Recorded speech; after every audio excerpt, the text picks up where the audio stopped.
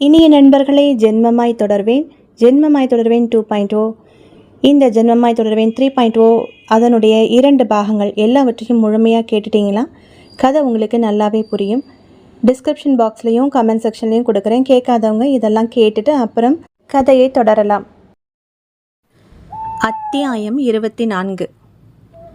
கண்களை மூடி தியான மண்டபத்தில் அமர்ந்திருந்தாள் ராணி காளி. நீண்டு விரிந்திருந்த அடர்ந்த கருங்கூந்தலை அள்ளி உச்சியில் கொண்டை போட்டு சிறிது முடியை தோளில் படரவிட்டிருந்தாள். கொண்டையை சுற்றிலும் கருமை நிற பாசிமணிகள் கண்களுக்கு அடர்ந்த மை தீட்டியிருந்தாள். வைர வளையங்கள் அலங்கரித்திருந்த காதுகளில் இப்பொழுது அவை இல்லை. அதற்கு பதிலாக கருநிற குண்டலங்கள் தொங்கிக் கொண்டிருந்தன. வெண்ணிற பட்டாடைகள் அணிந்திருந்த உடலில் இப்பொழுது கருப்பு நிற சட்டையும் இடுப்பில் செங்காவி நிற வேஷ்டியை ஒரு விதமாகவும் மடித்து உடுத்தியிருந்தாள். அலங்கார பொன் வளையல்கள் அணிந்திருந்த கைகளில் கருநிற ரப்பர் பட்டையை அணிந்திருந்தாள். கால்களிலும் அதே. கழுத்தை அலங்கரித்திருந்த வைர பொன் ஆபரணங்களுக்கு பதிலாக கருங்காலி மாலையை அணிந்திருந்தாள். கூடவே கழுத்தில் எப்பொழுதும் அணிந்திருக்கும் தாயத்து கருப்பு நிற பட்டு நூலில் கோர்த்து அணிந்திருந்தாள். அத்துடன் நாகாபரணம் போன்ற ஒரு ஆரம் தனியாக பளிச்சிட்டது அவளுடைய கழுத்தில். அவளை சுற்றிலும் 4 புறமும் சற்று தள்ளி தள்ளி பணிப்பெண்கள் 5-6 பேர் நின்றிருந்தனர். அவர்களது கைகளில் தட்டுக்கள். அவற்றில் ஒன்றில் மஞ்சள், ஒன்றில் குங்குமம் கொட்டி பரப்பி வைக்கப்பட்டிருந்தது. இன்னொரு தட்டில் செவ்வரளி மலர்கள், இன்னும் சிலவற்றில் சில சமித்துகள். தியான மண்டபம் ஒரே நேரத்தில் 50 பேர் உட்காரலாம் என்பது போன்ற அளவில் இருந்தது. அலங்கார வளைவுகள் ஆங்கங்கே வண்ண வண்ண திரைச்சீலைகள் தொங்கவிடப்பட்டிருந்தன. அவற்றில் அந்த தியான மண்டபத்தில் சற்று மேடான கல்மேடை இருந்தது. அதில் 2 பாதரட்சைகள் வைக்கப்பட்டிருந்தன. அதில் பக்கத்தில் கருப்பு நிற வஸ்திரம், சிறு பூன் போட்ட நீளக்குச்சி, ஒரு கருப்பு நிற தலைப்பாகை, இவற்றை சுற்றிலும் பலவித மலர் மாலைகள் போடப்பட்டிருந்தன. இவையெல்லாம் ஒரு கண்ணாடி பெட்டியில் வைக்கப்பட்டிருந்தன. அந்த கண்ணாடி பெட்டியை சுற்றிலும் கருப்பும் சிவப்புமாக தாயத்துகள் கட்டப்பட்ட மந்திர கயிறுகள் அந்த கல்மேடையை எங்கும் சுற்றிலும் இருந்த 4 கல் தூண்களில் சுற்றி சுற்றி கட்டப்பட்டிருந்தது. மேடைக்கு கீழே விளக்குகள் ஏற்றப்பட்டிருந்தன. நறுமண பக்திகள் கமிழ்ந்து கொண்டிருந்தன. கல்மேடைக்கு மேலே இருந்த சுவற்றில் ஒரு ஓவியம் மாட்டப்பட்டிருந்தது. அதில் கருப்பு நிற தலைப்பாகையுடன் கருநிற வஸ்திரம் உடுத்தி திரிதிரியாய் ஜடை வைத்து கொண்டு கையில் நீள பூன் போட்ட குச்சி ஒன்றை பிடித்து கொண்டு புருவங்கள் நெளிய உற்று பார்த்து கொண்டிருந்தார் ஒருவர். ஆசனம் ஒன்றில் உட்கார்ந்திருந்தார். அவரது அருகில் காலின் கீழே ஒரு புலியும் உட்கார்ந்திருந்தது, நாக்கை தொங்க போட்டபடி. அதன் தலையை தடவி கொண்டிருந்தது அவரது கரம். அவருடைய கழுத்தில் ஒரு சிறிய மண்டையோட்டு மாலை பார்க்கவே பகீர் என்றிருந்தது. அந்த ஓவியத்தை பார்த்து கொண்டிருந்த பணிப்பெண் ஒருத்தி அருகிலிருந்த தன் தோழியின் தோளில் இடித்தாள். கைகளில் தட்டு ஏந்தியிருந்தாள். ஏண்டி கனு, யார் இந்த ஓவியத்தில் இருப்பது? பெரிய மாந்திரிகவாதி போலல்லவா தெரிகிறது. நமது ராணி தினமும் இங்கு அதிகாலையில் வருகிறார். 1 மணி நேரம் கண்களை மூடி தியானம் செய்கிறார். எல்லோரும் இறைவனின் முன்பாக தியானம் செய்வார்கள். நமது ராணியும் ஏதோ உடைகளுக்கும் தலைப்பாகைக்கும் இந்த பாதரட்சைக்கும் பூஜை செய்கிறாரே. அந்த ஓவியமோ பார்க்கவே பயமாக இருக்கிறது. இதெல்லாம் என்ன? ஏன் ஆலய மண்டபத்திற்கு நம் ராணி செல்ல மாட்டேன் என்கிறார்? நம் அரசர் மட்டுமே ஆலயம் சென்று குலதெய்வமான துர்கையை வணங்கி வருகிறார். ஆனால் நம் ராணியோ இங்கு வந்து இந்த மந்திர கட்டுகள் போடப்பட்டிருக்கும் இந்த கண்ணாடி பெட்டியில் இருக்கும் கருப்பு நிற வஸ்திரத்தையும் அந்த ஓவியத்தையும் மட்டுமே வணங்குகிறார். அது ஏன்? இவ்வளவையும் தாழ்ந்த குரலில் கேட்டாள் அந்த பணிப்பெண். ஷ், மெல்ல பேசடி ரித்மா என்றாள் கனு என்ற அந்த இன்னொரு பணிப்பெண். நீ அரண்மனை வேலைக்கு புதிது என்பதால் உனக்கு தெரிய வாய்ப்பில்லை. கொலு மண்டபத்தில் நம் அரசருடன் அழகாக வீற்றிருக்கும் நம் ராணி மாலை நேரங்களில் மந்திர வித்தை படிக்கிறார். பல வருடங்களாக அவர் மந்திர வித்தைகளை படித்து கொண்டிருக்கிறார். அதோ அந்த ஓவியத்தில் இருப்பவர்தான் நம் ராணியாரின் குரு. அந்த கண்ணாடி பெட்டிக்குள் இருப்பவை அவருடைய உடைமைகள். தினமும் இங்கு வந்து அவரை தியானித்துவிட்டுத்தான் ராணியார் நமது அன்றாட வேலைகளை துவக்குவது. ஏன் கனு, ராணியின் குரு என்ன ஆனார்? அவர் எங்கே? ஏன் அவரது உடைமைகளுக்கு ராணியார் பூஜை செய்கிறார்? இவள் கேட்க அவள் சொன்னாள், அந்த மாந்திரிக குரு இறந்து விட்டார். இறந்து விட்டாரா? எப்படி இருந்தார்? வயதாகிவிட்டதா? ரித்மா கேட்டாள். இல்லை, அவரை சுற்றுமுற்றும் பார்த்தாள் கனு. அவரை நம் ராணியாரே கொன்றுவிட்டார் என்று மேலும் மெல்லிய தாழ்ந்த குரலில் சொன்னாள் கனு என்ற அந்த பணிப்பெண். அதிர்ச்சியடைந்தாள் ரித்மா என்ற பணிப்பெண். அத்தியாயம் 25. அன்று இரவு தன் கிராமத்தில் இருக்கும் வீட்டில் உணவருந்திக் கொண்டிருந்தாள் ரித்மா என்ற அந்த பணிப்பெண். அருகே அவளது பாட்டி மாச்சம்மாள். 70 வயது, முதிர்ந்த தோற்றம், ஆனால் கண்களில் உறுதி. புடவையை 4 சுற்று சுற்றி முந்தியை ஒரு புறமாக சுற்றி தோளில் முடிச்சு போட்டிருந்தாள். தட்டில் உணவை வைத்து ரித்மாவின் முன் நகர்த்திய பாட்டி மாச்சம்மா ரித்மா சாப்பாட்டை சாப்பிடாமல் அலைந்து கொண்டிருப்பதை பார்த்து பேத்தியை அதட்டினாள். ஏண்டிமா, ஏன் உணவை சாப்பிடாமலே அலைந்து கொண்டிருக்கிறாய்? என்ன யோசனை? அரண்மனை வேலை கிடைத்து 1 வாரமாக போய்க் கொண்டிருக்கிறாய். என்ன சங்கதி? எப்படி இருக்கிறது வேலை? பாட்டி என்றாள் ரித்மா. என்னம்மா, சொல்லு. நமது ராணியாரை பற்றி ஏதேதோ கேள்விப்படுகிறேனே பாட்டி. பாட்டி சாப்பாட்டை பிசைந்து கொண்டே, என்ன கேள்விப்பட்டாய் என்றாள். நமது ராணியார் மாந்திரிக வித்தையெல்லாம் படிப்பதாகவும் அதற்கு பலியாக துர்தேவதைக்கு தன் குருவையே பலியிட்டு விட்டதாகவும் கேள்விப்பட்டேனே பாட்டி. சரி, அதனால் உனக்கு என்ன வந்தது? இல்லை, முதலில் நம் ராணியார் எவ்வளவு மென்மையானவர் என நினைத்திருந்தேன். நம் அரசருடன் சேர்ந்து அவர் ரதத்தில் நகர்வலம் வரும்பொழுது கண்கொள்ளா காட்சியாக இருக்குமே. அவர் ஒரு கொலையை செய்திருப்பார் என தோன்றுகிறது. அதுதான். அடிப்பெண்ணே, எல்லோருக்கும் 2 முகம் உண்டு. அதிலும் ராஜ குடும்பத்தவருக்கு அது மோசமான முகமாகவே அமைந்துவிடும். அத்துடன் ராணி காளி இயல்பிலேயே அரச குடும்பத்தை சேர்ந்தவள் அல்ல. ரித்மா அதிர்ச்சியுடன் பார்த்தாள் பாட்டியை. என்ன பாட்டி சொல்கிறீர்கள்? நம் ராணி அரச குடும்பத்தில் பிறக்கவில்லையா? இல்லை, அவள் ஒரு சாதாரண குடும்பத்தில் பிறந்தவள். மலையாள தேசத்திலிருந்து இங்கு பஞ்சம் பிழைக்க வந்து நம் மகர தேசத்திற்குள் நுழைந்தவள். நமது அரசருக்கு முதல் மனைவி ஒருத்தி இருந்தார். சிட்டம்மா என்பது அவருடைய பெயர். அவ்வளவு அழகி அல்ல, ஆனால் பொறுமைசாலி, மிகுந்த இரக்க சுபாவம் கொண்டவள், நல்லவர். கட்டுக்கடங்காத அழகுடனும் வாலிப்புமாக இருந்த ராணி காளியை, அதுதான் அவளுடைய இயற்பெயரே, இறக்கப்பட்டு அவளது வறுமை காரணமாக தன் அந்தப்புரத்தில் பணிப்பெண்ணாக சேர்த்து கொண்டாள் ராணி சிட்டம்மா. சிறிது சிறிதாக தன்னுடைய சாகச வலையில் அரசர் ராஜவர்மரை தன் வலையில் வீழ்த்தி கொண்டாள். அதற்கு அவள் பல வசிய மந்திரங்களை பயன்படுத்தியதாக சிலர் சொல்வதுண்டு.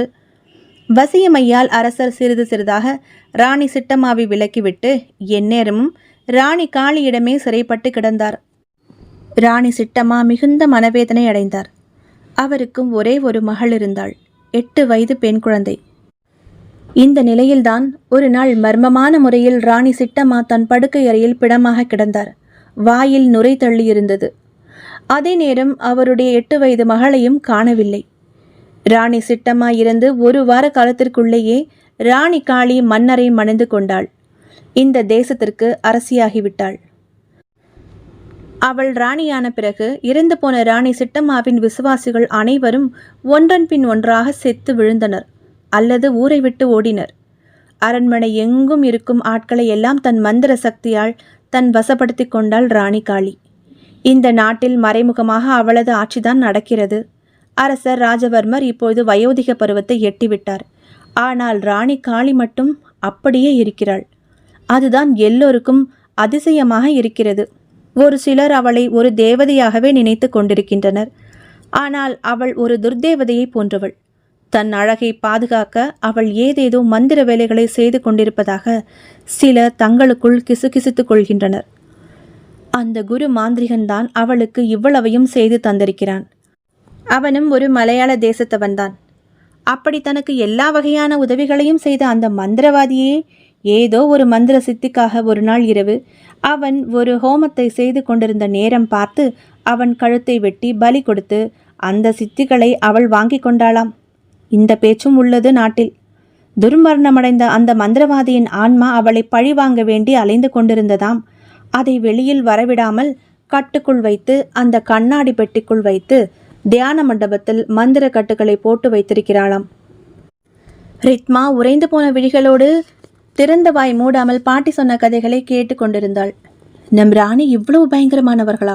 ரித்மா கேட்க, ஆம், இன்னும் அவளை பற்றி என்னென்னவோ கதைகள் உண்டு. அதெல்லாம் உனக்கு வேண்டாம். நீ கூடத்தான் அரண்மனைக்கு வேலைக்கு செல்வது எனக்கு பிடிக்கவில்லை, கேட்க மாட்டேன் என்கிறாய். சீக்கிரம் ஒரு நல்லவன் கையில் உன்னை பிடித்து கொடுத்து விட்டால் நான் நிம்மதியாக கண்களை மூடுவேன். சரி, நேரமாகிவிட்டதம்மா, தூங்கப்போ. நானும் சற்று கண்களை மூடுகிறேன். பாட்டி எரியும் விளக்கின் திரியை லேசாக இழுத்துவிட்டாள். அந்த சிறு குடிசை வீடு சன்னமாக இருட்டுக்குள் விழுந்தது. அது ஒரு சிறிய தெரு. அருகருகே சற்று தள்ளி தள்ளி குடிசைகள் நிறைய இருந்தன. அவர்கள் எல்லாம் பெரும்பாலும் விவசாய வேலை செய்பவர்கள்.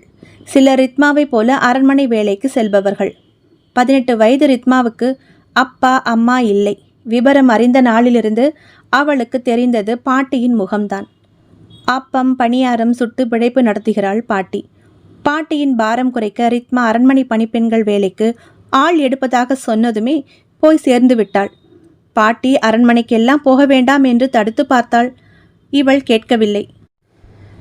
ராணியை பற்றி பாட்டி சொன்னது ரித்மாவின் மனதில் பலவித எண்ணங்களை விதைத்தது.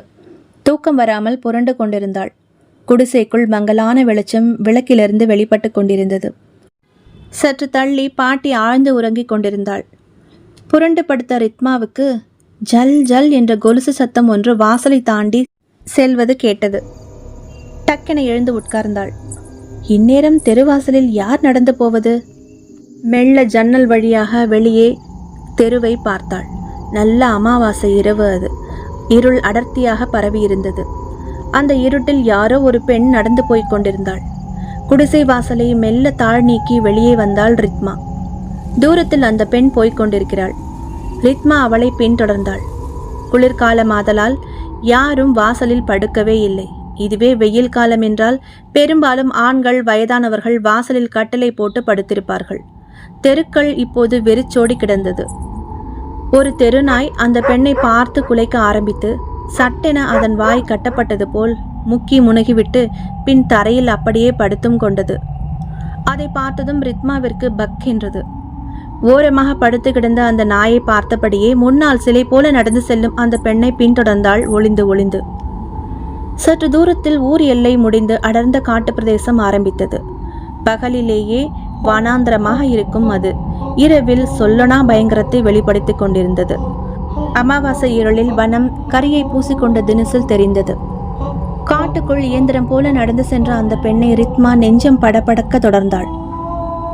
மரங்களிலிருந்து வினோதமான சத்தங்கள் எல்லாம் கேட்டது. காட்டுக்குள் சில தூரம் சென்றதும் எங்கோ ஒரு இடத்தில் ஒரு வெளிச்சம் தென்பட்டது. அந்த பெண் அந்த வெளிச்சத்தை குறிவைத்து நடந்து கொண்டிருந்தாள். அதை நெருங்க நெருங்க ரித்மாவுக்கு அந்த நெருப்பின் முன் யாரோ தலைப்பா கட்டி கொண்டு உட்கார்ந்து கொண்டிருப்பது தெரிந்தது. அடர்ந்த மரங்களினூடே ஒளிந்து ஒளிந்து போனாள் ரித்மா. இன்னும் சற்று நெருங்க நெருங்கத்தான் உட்கார்ந்திருப்பது பெண் என தெரிந்தது. கருநிற வஸ்திரம் தரித்திருந்தாள். எரியும் நெருப்பில் எதையோ அள்ளி அள்ளி போட்டு கொண்டிருந்தாள். முன்னால் நடந்து போய்க் கொண்டிருந்த பெண் நேராக சொல்லி வைத்தது போல் சென்று அந்த எரியும் நெருப்பின் பக்கம் போய் உட்கார்ந்து கொண்டு விட்டாள். அந்த நெருப்பையே வெறித்தாள். அவர்கள் யார் என தெரியவில்லை ரித்மாவுக்கு. இன்னும் கொஞ்ச தூரம் சென்று ஒரு அடர்ந்த புதரின் ஊடே மறைந்து உட்கார்ந்தாள் இவள். சிறிது நேரம் ஏதேதோ மந்திர உச்சாடனம் அடர்ந்த அந்த வனப்பகுதியின் உள்ளே மறைவாயிருந்த அந்த இடத்தில் மட்டும் கேட்டுக்கொண்டிருந்தது. இந்த வனப்பகுதியினுள் யாரும் அவ்வளவாக நடமாட மாட்டார்கள். அது பேய் நடமாடுகிற இடம்டா குட்டி பொண்ணு. அதுக்குள்ள போனா அது நம்மளை அடிச்சு கொன்னுடும். பாட்டி சிறு வயதில் சொன்னது காதில் ஒலித்தது. வளர்ந்த பிறகும் கூட ஊர் எல்லையை தாண்டிய அந்த வனப்பகுதியை பயத்துடன் பார்த்தபடியே நடப்பாள் ரித்மா. இப்பொழுது அவளது கண் முன்னே என்னவோ விபரீதமாய் நடப்பது போல் பட்டது. புதரை விலக்கி கொண்டு தலையை மட்டும் வெளியே நீட்டி பார்த்தாள். அந்த மந்திரம் சொல்லும் பெண்ணின் முதுகுப்புறம் மட்டும் இருளோடு இருளாக தெரிய அவளுக்கு எதிரே நெருப்பை வெறித்தவாறு அமர்ந்திருந்த நடந்து வந்த பெண்ணை பார்த்ததும் உடல் எல்லாம் அதிர்ந்தது. அது அரண்மனையில் அவளுடன் வேலை செய்யும் தோழி கனு. காலையில் கூட அவளுக்கு ராணியை பற்றி சொல்லிக் கொண்டிருந்தவள். இவர்கள் இருவரும் ஒரே தெருவை சேர்ந்தவர்கள். சேர்ந்தே அரண்மனைக்கு சென்று சேர்ந்தே திரும்பி விடுவார்கள். அவள் எதற்கு இங்கே என திகில் கலந்த யோசனையுடன் பார்க்கவே இப்பொழுது மந்திரம் சொல்லிக்கொண்டே அந்த பெண்மணி எழுந்தாள். கையில் எதையோ எடுத்துக்கொண்டாள். எரியும் நெருப்புடன் உட்கார்ந்திருக்கும் கணுவையும் சுற்றி வந்தாள். சுற்றி வந்துவிட்டு கணுவிற்கு பின்னாடி நின்று கைகளை உயரே தூக்கினாள். அப்பொழுதுதான் நெருப்பின் வெளிச்சம் பட்டு மின்னிய அந்த பொருளை பார்த்தாள். அது ஒரு கொடுவாள். அதை பிடித்திருந்தது அரசி ராணி காளி. ஒரே வினாடியில் பார்த்து என்ன நடக்கிறது என ஊகிப்பதற்குள்ளாகவே வாளை கணுவின் கழுத்தில் இறக்கினாள் ராணி காளி. ஒரே வெட்டில் தோழி கணுவின் தலை துண்டானது. தலை உருண்டு போய் அருகிலிருந்த ஒரு பயங்கர சிலையின் முன் விழுந்தது. உடல் சிறிது நேரம் கழித்து பிடிப்பில்லாமல் ஒரு பக்கமாக சரிந்து விழுந்தது. ரித்மாவிற்கு ஈரக்குலையே ஆடி போனது. கத்த முயன்ற வாயை 2 கைகளாலும் அழுந்த பற்றி மூடிக்கொண்டாள். கண்களில் குபுக்கென கண்ணீர் கொட்ட ஆரம்பித்தது. இதயம் படபடவென அடித்துக்கொண்டு வாய் வழியே வெளியே வரும் போல் இருந்தது. வாந்தி வருவது போல் இருந்தது. கைதட்டி யாரையோ அழைத்தாள் ராணி காளி. 2 காவலர்கள் எங்கிருந்தோ ஓடி வந்தனர். அவர்களிடம் ஏதோ கட்டளையிட்டுவிட்டு அந்த சிலையை வணங்கிவிட்டு அடுத்து அவள் செய்த காரியம் ரித்மாவிற்கு குமட்டலை வருவித்தது. அந்த காவலால் வெட்டப்பட்டு கிடந்த கணுவின் உடலிலிருந்து இரத்தத்தை ஒரு குடுவையில் சேகரித்து கொண்டு வர அதை அப்படியே அள்ளி பருகினாள் ராணி காளி. பிறகு காவலர்களுக்கு ஏதோ கட்டளையிட்டுவிட்டு சற்று தூரத்தில் காத்திருந்த பல்லக்கில் ஏறிக்கொண்டு போய்விட்டாள். அந்த காவலர்கள் வெட்டென்று கிடந்த கணுவின் உடலையும் தலையையும் எடுத்து பக்கத்திலேயே குழி தோண்டி புதைத்து மூடிவிட்டு அந்த இடத்தை சுத்தம் செய்துவிட்டு கிளம்பி சென்றனர்.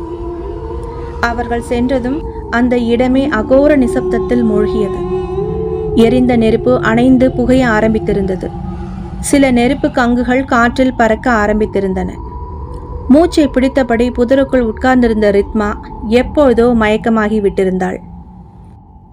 அத்தியாயம் 26.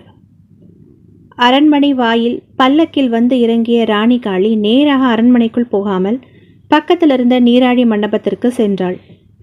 கருப்பு வஸ்திர அலங்காரங்களை களைந்தாள். தூக்கி போடப்பட்ட கொண்டையை இறுக்கம் தளர்த்தி தோள்களில் வழிய விட்டாள். குளத்தினுள் இறங்கி முங்கி முங்கி குளித்தாள். ஈரம் சொட்ட சொட்ட வெளியே வந்தாள். பின் அங்கிருந்த ஆசனத்தில் அமர்ந்தாள். மண்டபத்தில் ஆங்காங்கே ஏற்றப்பட்டிருந்த தீப வெளிச்சத்தில் அவளது ஈர உடல் பளபளவென ஜொலித்தது. காத்திருந்த பணிப்பெண்கள் ஓடி வந்தார்கள். அவளது ஈர உடலை துடைத்து விட்டார்கள். தலைமுடியை உதறி நறுமண புகை போட்டு உலர வைத்தனர். ஒருத்தி கையில் தயாராக வைத்திருந்த வெண்பட்டு ஆடையை அவளுக்கு உடுத்திவிட்டாள். ஆபரணங்களை அவளுக்கு அணிவித்து விட்டனர். ராணி காளி எழுந்து நின்றாள். உயரமாக கச்சிதமான உடல்வாகுடன் தங்க நிற மேனி ஆடை ஆபரணங்களில் ஜொலித்தது. நீண்டிருந்த தலைமுடி காற்றில் ஆடியது. அந்த இருளில் பார்ப்பதற்கு பாம்புகள் நெளிவது போல் தெரிந்தது. தொடைவரை நீண்டிருந்தது அவளது கருங்குழல்கள். முகத்தில் ஒரு சுருக்கமில்லை, தொய்வில்லை. 20 வருடங்களுக்கு முன்பு எப்படி இருந்தாளோ அப்படியே இப்பொழுதும் தெரிந்தாள். சற்று முன் பார்த்த ராணிக்கும் இப்பொழுது பார்க்கும் ராணிக்கும் கொஞ்சமும் சம்பந்தமில்லை. மென் புன்னகை உதிர்த்தாள் பணிப்பெண்களை பார்த்து. நான் சற்று முன் அணிந்திருந்த ஆடை ஆபரணங்களை தொடாமல் எரித்து விடுங்கள். அதன் சாம்பலை அள்ளி எடுத்து ஓடும் ஆற்றில் கரைத்து விடுங்கள்.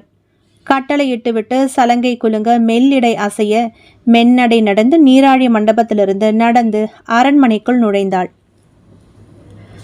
அங்கே உள்ளே அரசரின் வசந்த மண்டபத்திற்குள் ஆசனத்தில் அரசர் உட்கார்ந்திருந்தார். 60 நெருங்கிக் கொண்டிருக்கும் தோற்றம். அவரது முகத்தில் கவலை குழப்பரேகைகள். கன்னத்தில் கை தாங்கி உட்கார்ந்திருந்தார். அருகில் அவரது மந்திரி சுரேந்திரர். ஒவ்வொரு அமாவாசைக்கும் நமது ராணியார் நடு இரவில் வெளியே கிளம்பி எங்கோ செல்வதும் வெகு நேரம் கழித்து அரண்மனை திரும்புவதும் சமீப காலமாக வாடிக்கையாக உள்ளது அரசே. ராணியார் வெளியே சென்றுவிட்டு திரும்பி வந்த மறுநாள் நாட்டில் யாராவது ஒரு கன்னி பெண் காணாமல் போவதும் வாடிக்கையாகிவிட்டது. இன்று ராணியாரை கண்காணிக்க 2 ஒற்றர்களை அனுப்பியுள்ளேன். அவர்கள் வந்து ராணியார் வெளியே செல்லும் மர்மம் என்ன என சற்று நேரத்தில் என்னிடம் வந்து சொல்லிவிடுவார்கள். ராணியாரின் நடவடிக்கைகள் எல்லாம் சற்று புதிராகவே உள்ளது. நீ சொல்வதும் உண்மைதான் மந்திரி. அவளை பற்றி எல்லாமே புதிராகத்தான் உள்ளது. அவள் எனது அருகில் இருக்கும் வரை எனக்கு வேறு எந்த எண்ணமும் தோன்றுவதில்லை. சுரேந்திரரே, அவள் என்ன சொன்னாலும் அதை சிறமேற்கொண்டு செய்ய வேண்டும் என்ற எண்ணமே மேலோங்கி இருக்கும். உங்களிடம் சொல்வதற்கென்ன? எந்நேரமும் அவளது அங்க அழகை பற்றி தான் எனது சிந்தனை ஓட்டம் ஓடிக்கொண்டே இருக்கிறது. எனக்கு அதுவே சற்று வெட்கமாக இருக்கிறது. ஆலயத்திற்கு வந்து வழிபடுவதில்லை. குலதெய்வத்தை கை தொழுது விட்டுதான் எந்த ஒரு முக்கியமான வேலையையும் செய்வோம் அரச பரம்பரையில். ஆனால் இவள் அதை சிறிதும் சட்டை செய்வதில்லை. ஆலய மண்டபத்தில் யாரோ ஒரு இருந்த துர்மந்திரவாதியின் ஆபரணங்களை வைத்து வழிபட்டு கொண்டிருக்கிறாள். கேட்டால் ஒரு புன்னகைத்தான் பதிலாக தருகிறாள். அதன்பின் வேறு எதுவுமே கேட்க தோணுவதில்லை. மக்களிடம் நன்கு பழகுகிறாள். மக்கள் துயர் தீர்க்க முன்னாடி செல்கிறாள். சமயத்தில் எனக்கு தகுந்த ஆலோசனையும் சொல்கிறாள். ஆனால் இந்த நள்ளிரவு விஜயம், மந்திர உபாசனைகள் இவையெல்லாம் ஊரே நெருடலாக இருக்கின்றன எனக்கு. அதே நேரம் ஜல் ஜல் என்ற சலங்கைகள் குலுங்க ராணி காளி வசந்த மண்டபத்தினுள் நுழைந்தாள். வெள்ளை நிற தேவதையாக நடந்து வந்தவளை பார்த்தார் அரசர். அவளது கண்கள் அரசரையே பார்த்து கொண்டு வந்தன. அரசர் தன்னையும் அறியாமல் எழுந்து நின்றார். மந்திரி சுரேந்திரர் சற்று தள்ளி ஒதுங்கி நின்றார். ராணி காளி அரசரையே பார்த்தபடி வந்து அவர் எதிரே வந்து நின்றாள். என்ன அன்பே, இன்னும் தூங்கவில்லையா? விடிய இன்னும் 3 நாழிகைகள் தான் உள்ளது. இப்படி கண்மொழித்திருந்தால் தங்கள் பொன்மினி என்ன ஆவது? கேட்டபடியே அரசரின் 2 தோள்களையும் தடவினாள். அரசரின் உடல் சிலிர்த்தது. தோளை தடவிய ராணி காளியின் 2 கைகளையும் பிடித்து கொண்டார். என் அன்பே ராணி, உனக்காகத்தான் காத்து கொண்டிருந்தேன். நீ எப்பொழுது வருவாய் என வந்துவிட்டாய். இவ்வளவு நேரம் என்னை தவிக்கவிட்டு எங்கேயடி என் அன்பே சென்றாய்? அரசரின் நா குளறியது. கள்ளை உண்டவன் உளறுவதைப் போல உளர ஆரம்பித்தார். மந்திரிக்கு புரிந்துவிட்டது. வசியம் வேலை செய்கிறது. இனி இவர் நம் பக்கம் திரும்ப மாட்டார். பெருமூச்சு விட்டபடியே ஓசைப்படாமல் அந்த இடத்தை விட்டு நகர ஆரம்பித்தவரை, மந்திரி சுரேந்திரரே, எங்கே நழுவுகிறீர்கள்? ஏதோ முக்கியமான விஷயம் மன்னரிடம் பேசிக்கொண்டிருந்திருப்பீர் போலிருக்கிறதே. என்ன சமாச்சாரம்? இந்த பேதை பெண்ணிடம் சொல்லக்கூடாதா? ராணி காளியின் வினயமான தேன் சொட்டும் குரல் சுரேந்திரரை சட்டென நிற்க வைத்தது. முகம் எல்லாம் வியர்த்து கொட்டியது. சதிகாரி என்ன கண்டு கொண்டாலோ தெரியவில்லையே. மெதுவாக திரும்பினார். ராணியின் முகத்தை நேருக்கு நேர் பார்க்காமல் தலையை குனிந்து கொண்டார். மன்னிக்க வேண்டும் மகாராணி, தங்களுக்கும் மன்னருக்கும் இடையில் தடையாக இருக்க வேண்டாம் என்றுதான் என சுரேந்திரர் இழுக்க, மன்னரை ஆசனத்தில் அமருங்கள் உயிரே. இதோ மாண்புமிகு மந்திரியாரிடம் சில வார்த்தைகள் நான் நாட்டு விஷயங்களை பற்றி பேசிவிட்டு வருகிறேன். அதிலொன்றும் தங்களுக்கு ஆட்சேபனை இல்லையே என்றாள் நயந்த குரலில். சேச்சே, நாட்டின் விவகாரத்தில் உனக்கும் கணிசமான பங்குண்டு தேவி. நீ பேசிவிட்டு வா, நான் உனக்காக காத்து கொண்டிருக்கிறேன். மிக்க நன்றி அன்பே. இதோ எனது குலதெய்வ கோவிலில் நள்ளிரவு பூஜையை முடித்துவிட்டு இப்போதுதான் வந்தேன். சமீப காலமாக நாட்டில் பல்வேறு அசம்பாவிதங்கள் நிகழ்ந்து கொண்டு வருகிறதில்லையா? அவற்றையெல்லாம் தடுத்து எங்கள் நாட்டு மக்களை காக்க வேண்டும் என வேண்டிக் கொள்ள சென்றிருந்தேன். இந்தாருங்கள் பிரசாதம். ஒரு பொட்டலத்தை பிரித்து அதிலிருந்த கருப்பு மசி போல் இருந்த எதையோ எடுத்து மன்னனின் 2 புருவங்களுக்கு மத்தியில் பூசினாள் ராணி காளி. இப்போது நீங்கள் போய் ஓய்வெடுத்துக் கொள்ளுங்கள் அன்பே, நான் பிறகு வருகிறேன் என்றதும் மறு பேச்சு பேசாமல் மன்னன் போய் கட்டிலில் ஏறி போர்த்து கொண்டு படுத்து விட்டார். சற்று நேரத்தில் உறங்கியும் போனார். மெல்லிய குருட்டை ஒலி அவரிடமிருந்து வெளிப்பட ஆரம்பித்தது. பார்த்து கொண்டிருந்த மந்திரி சுரேந்திரரின் முகம் கூம்பியது. பழிகாரி என்னென்ன வித்தைகளை தெரிந்து வைத்திருக்கிறாள்! இந்த நாட்டு மன்னரையே ஒரு பொம்மை போல் ஆக்கி வைத்திருக்கிறாள். நாமெல்லாம் எம்மாத்திரம்! மந்திரியின் முன் சொடக்கு போடும் சத்தம் கேட்டு திடுக்கிட்டு பார்த்தார். ராணி காளி புன்னகையுடன் நின்றிருந்தாள். அவளது முகத்தை பார்த்தார் சுரேந்திரர். நெளி நெளியான பாம்பு போல் நெற்றியில் அடையாளம் தரித்திருந்தாள். கண்கள் ஒரு பூனையின் கண்களை போன்று இருந்தது அவர் கண்களுக்கு. ஏனோ அவள் முகம் நாகப்பாம்பு போல் தென்பட்டது. என்ன மந்திரியாரே, ஆராய்ச்சி எல்லாம் முடிந்து விட்டதா? கேலி குரலில் வினவினாள் ராணி. என்ன ஆராய்ச்சி ராணி? பழிகாரி, சதிகாரி, நாகப்பாம்பு இவற்றின் ஆராய்ச்சிதான். தூக்கி வாரி போட்டது மந்திரிக்கு. மனதில் நினைத்ததை அப்படியே சொல்கிறாளே. பிறர் மனதில் நினைப்பதை அறிந்து கொள்ளும் ஆற்றலும் எனக்கு கைவர பெற்றது மந்திரியாரே. சரி, உங்களுக்கு ஒரு பரிசு தர விரும்புகிறேன். யாரங்கே என கைத்தட்டவும் ஒரு சிறு தட்டை ஏந்தி வந்தான் ஒருவன். துணி வைத்து மூடப்பட்டிருந்தது அது. என்ன இது? மந்திரி குழப்பமாக அவளை பார்க்க, எடுத்துதான் பாருங்களேன் அவள் புன்னகையுடன் சொல்ல, மந்திரி சுரேந்திரர் அந்த காவலாளி கையில் ஏந்தியிருந்த தட்டின் மேல் மூடியிலிருந்த துணியை விலக்கி பார்த்தார். கண்கள் அதிர்ச்சியில் நிலை குத்தி நின்றது. ஹாவென்றது அவரது வாய். 2 மனித தலைகள் வெட்டப்பட்டு அந்த தட்டில் வைக்கப்பட்டிருந்தன. ராணியை வேவு பார்க்க சொல்லி அனுப்பிய காவலாளிகளின் தலைகள்தான் அவைகள். அவரால் நம்பவே முடியவில்லை. என்ன பரிசு பிடித்திருக்கிறதா என்று கேட்டு கலகலவென நகைத்தாள் ராணி. பின்னோடு என்னை பார்க்க வந்து நரகத்திற்கு வழி தேடிக் கொண்டனர். பாவம், எய்தவன் இருக்க ஹம்பை நோவானேன்? யார் அனுப்பியது என கேட்டால் வாயை திறக்கவில்லை. தங்கள் முடிவை தாங்களே தேடிக்கொண்டனர். பாவம், தங்களுக்கு தெரியாமல் இந்த நாட்டில் ஓரணுவும் அசையாது இல்லையா? தங்களுக்கு இவர்கள் யார் என்று தெரிந்தால் எனக்கு தெரிவிக்கவும் என்று சொல்லிவிட்டு உள்ளே நடந்தவள் பின் நின்று திரும்பினாள். மகாகணம் பொருந்திய மந்திரியாரே, கூடிய சீக்கிரத்தில் இவர்களை எய்த அம்பின் தலையும் வெட்டப்பட்டு கோட்டை வாயிலில் தொங்கவிடப்படும் என்று தங்களுக்கு தெரிவித்துக் கொள்கிறேன். நீங்கள் செல்லலாம் என சொல்லிவிட்டு ஒய்யாரமாக நடந்து உள்ளே சென்றாள் ராணி காளி. கதவு மூடப்பட்டது. திக்பிரமை அடித்தபடி நின்று கொண்டிருந்தார் மந்திரி சுரேந்திரர். அவரது பார்வை மூடப்பட்ட வசந்த மண்டபத்தையே வெறித்து பார்த்து கொண்டிருந்தது. அத்தியாயம் 27. எப்போது எப்படி வீடு வந்து சேர்ந்தோம் என ரித்மாவுக்கு நினைவில்லை. பிரம்மை பிடித்தது போல் உட்கார்ந்திருந்தாள். அவள் வசித்த தெருவே கசமுசா வென்றிருந்தது. தோழி கணுவின் வீட்டிலோ ஒரே கலைபரம். அவளை காணவில்லை என அவளது வீட்டில் தேடிக்கொண்டிருந்தார்கள். கணுவின் தாயும் தந்தையும் வந்து இவள் வீட்டில் விசாரித்தனர். பாட்டிதான் அவர்களை வரவேற்று உட்கார வைத்தாள். கூடத்திலேயே மூலையில் கோரைப்பாயில் கம்பளி போர்த்தி பேத்தி ரித்மாவை படுக்க வைத்திருந்தாள் பாட்டி. நல்ல குளிர்ஜுரம் ரித்மாவுக்கு 2 நாட்களாக. நினைவே இல்லாமல் கிடந்தாள் எனலாம். ஜுர வேகத்தில் என்னென்னவோ பிதற்றிக் கொண்டிருந்திருக்கிறாள். கணு, காடு, ராணி, பலி, துண்டு துண்டாக வார்த்தைகள் அவள் வாயிலிருந்து வந்து கொண்டே இருந்தது. பாட்டி அவற்றை கவனமாக கேட்டாள். வைத்தியரிடம் சூரணம் வாங்கி 10 போட்டு இப்பொழுதுதான் ஜுரம் தணிந்து நன்கு உறங்கிக் கொண்டிருக்கிறாள். கணுவின் பெற்றோர் கசங்கிய முகத்துடன் வந்தவர்கள் இவள் இருக்கும் நிலைமையை பார்த்துவிட்டு போய்விட்டனர். 3ஆம் நாள் மெல்ல கண் விழித்தாள் ரித்மா. பாட்டி அடுப்படியில் ஏதோ வேலையாயிருந்தாள். எழுந்த ரித்மா நெற்றியில் இறுக்கம் உணர்ந்து தொட்டு பார்த்தாள். மூலிகை 10 காய்ந்து இறுகி போயிருந்தது. என்ன ஆனது எனக்கு? யோசித்தவளுக்கு சுளீர் என கடைசியாக அன்றிரவு காட்டினுள் தான் பார்த்த பயங்கர நிகழ்வு நினைவுக்கு வந்தது. உடல் மீண்டும் நடுங்கியது. இவள் எழுந்த அரவம் கேட்டு பாட்டி எழுந்து கொண்டாள். என் கண்ணே, நலமாகிவிட்டாயா? கழுத்தில் கை வைத்து பார்த்தாள். நன்கு வியர்த்து ஜுரம் விட்டிருந்தது. பாட்டி நிம்மதி பெருமூச்சு விட்டாள். நல்ல வேளை, ஜுரம் தணிந்து விட்டது. வேண்டினபடி நாளை காலை சிவன் கோவிலில் இருக்கும் ஜுரஹரேஸ்வரருக்கு மிளகு நைவேத்தியம் செய்ய வேண்டும். 2 நாளில் துரும்பா இழைத்து போய்விட்டாயே. அப்பப்பா, என்ன காந்தல்! கிட்ட வரவே முடியவில்லையே. அவ்வளவு அனல்! ஏனடி பெண்ணே, ஏன் அப்படி திடீரென்று ஜுரம் வந்தது உனக்கு? இதுவரை நீ இப்படி காய்ச்சல் வந்து படுத்ததில்லையே. பாட்டி ரித்மாவையே கூர்ந்து பார்க்க ரித்மா எதுவும் பேசாமல் மிரட்சியான விழிகளுடன் பாட்டியையே பார்த்தாள். என்னம்மா, என்ன சமாச்சாரம்? ஏன் இந்த மருண்ட பார்வை? பாட்டி மெல்ல கிட்டே வந்தாள்.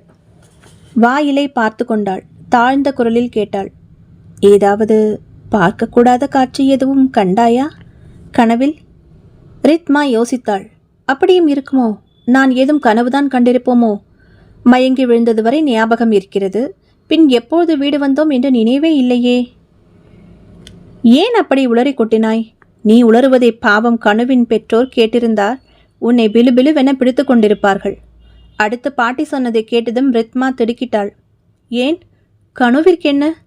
3 நாட்களாக கணுவை காணோமாம். இரவில் வீட்டில் தூங்கிக் கொண்டிருந்தவள் எங்கு சென்றாள் என்றே தெரியவில்லையாம். ஒருவருக்கும் ஒரு விபரம் தெரியவில்லை. உனக்கு ஏதாவது தெரியுமா என கேட்க வந்தார்கள். நீ இருந்த நிலையை பார்த்துவிட்டு கலங்கிய கண்களுடன் திரும்பி போய்விட்டனர். ரித்மாவுக்கு தெள்ள தெளிவாக புரிந்துவிட்டது. அப்படியென்றால் அன்று தான் பார்த்தது கனவில் அல்ல, உண்மையில் நடந்திருக்கிறது. ராணி காளி அவளை நரபலி கொடுத்திருக்கிறாள்.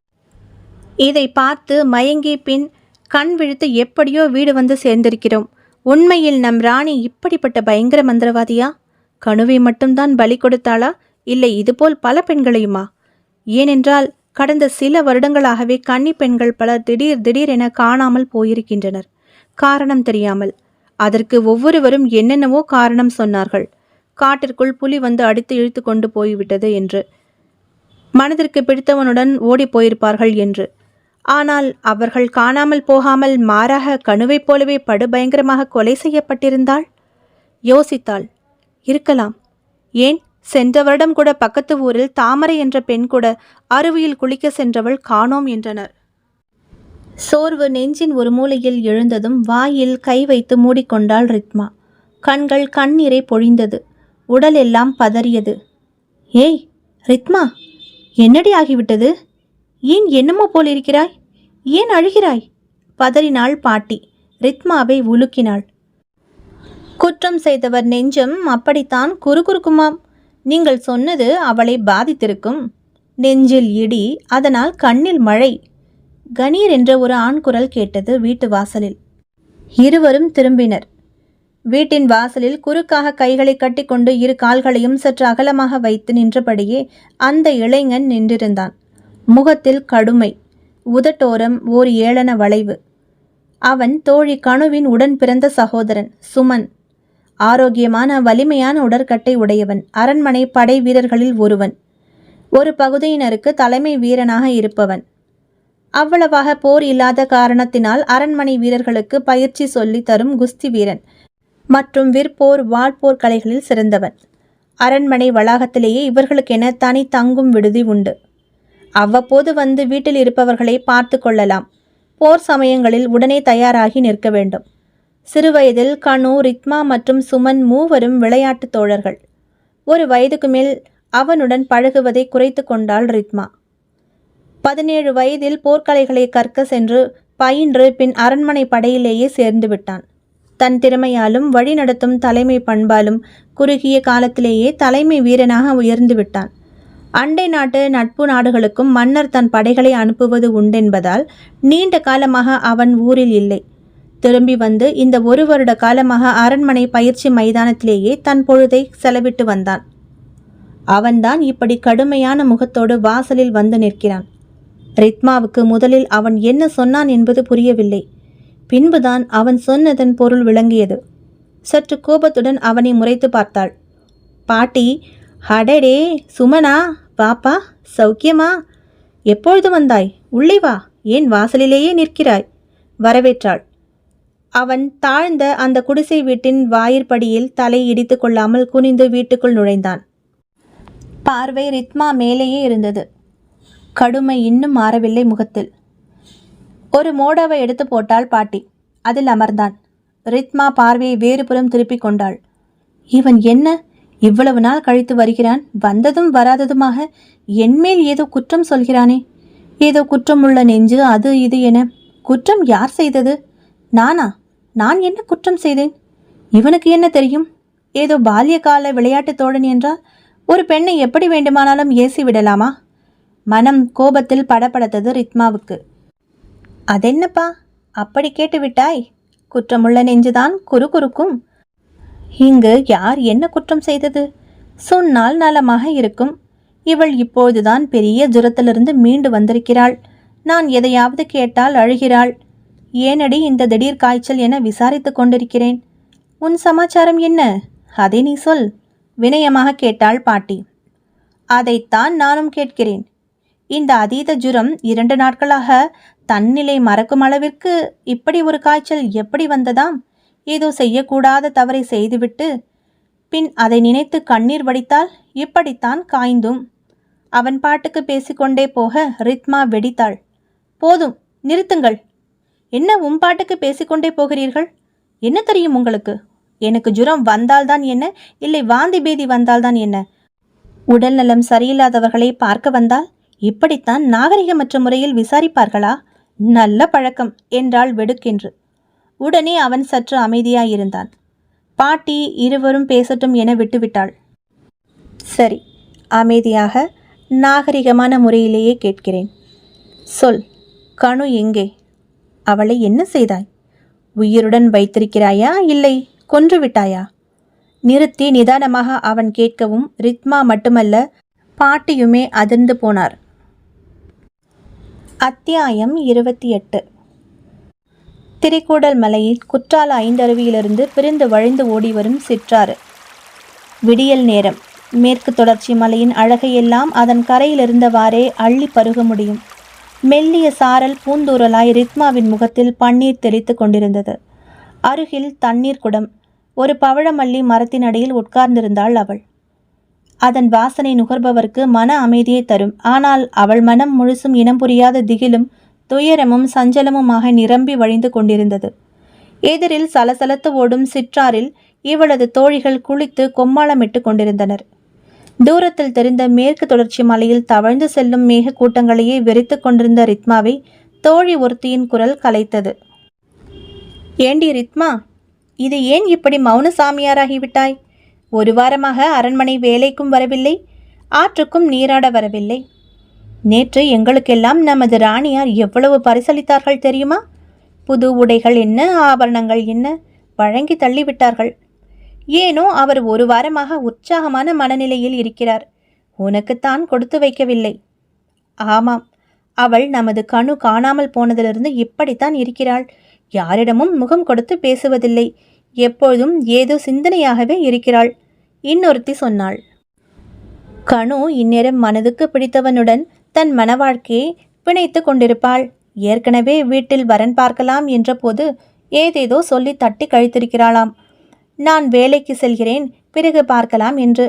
அவள் யாரையோ காதலித்து அவனுடன் உடன்போக்கு சென்று விட்டதாக கூட ஒரு பேச்சு இருக்கிறது. பாவம், அவள் அப்பா அம்மா முகத்தை தான் கண் கொண்டும் பார்க்க முடியவில்லை. இப்படி அவர்கள் பேசுவதை கேட்க கேட்க வயிறு பிசைந்தது ரித்மாவுக்கு. அவள் திருமணத்தை மறுத்த காரணம் இவளுக்குத்தான் தெரியும். அது ஒரு பொன் விலங்கு ரித்மா. சற்று நாள் பெற்றோருக்கு மகளாக, அண்ணனுக்கு தங்கையாக செல்லம் கொஞ்சிவிட்டு பிறகு பண்ணிக்கொள்ளுவேன் என குழந்தையைப் போல் சொன்னவள். அவள் ஆன கதியை இவர்கள் எல்லாம் அறிந்தாள். போதும், நிறுத்துங்கள், கத்திவிட்டாள் ரித்மா. எல்லோரும் பேசுவதை நிறுத்திவிட்டு திகைப்புடன் அவளை பார்த்தனர். என்னடி, என்னவோ கூட இருந்து பார்த்தவர்கள் போல் பேசுகிறீர்கள்? உங்களுக்கு என்ன நடந்தது என தெரியுமா? நீ பார்த்தாயா? எழுந்து வந்து கேட்டாள். அவள் இல்லை என தலையாட்டினாள். அல்லது நீதான் பார்த்தாயா? அவள் ஒருவனுடன் சென்றதை நீ பார்த்தாயா? அவளும் இல்லை என தயக்கமாய் தலையசைத்தாள். இல்லை, ஆனால் ஊருக்குள் பேசிக்கொண்டு யாருக்கும் அவளுக்கு என்ன நடந்தது என தெரியாது. ஆனால் வாய் புளித்ததோ மாங்காய் புளித்ததோ என பேச மட்டும் தெரியும். அப்படித்தானே?